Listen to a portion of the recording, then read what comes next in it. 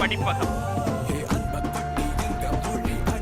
தளபதி விஜய் மயிலக சிறார் பயனாளர்கள் இந்த மேடைக்கு வர இருக்கிறார்கள். திண்டுக்கல் மாவட்டம் கோட்டனூர் பாலமரத்துப்பட்டி 11ஆம் வகுப்பு மாணவி செல்வி பா சுஜிதா அவர்களே வருக வருக. அரங்கம் நிறைந்த கைத்தட்டலை கொடுத்துடலாம்.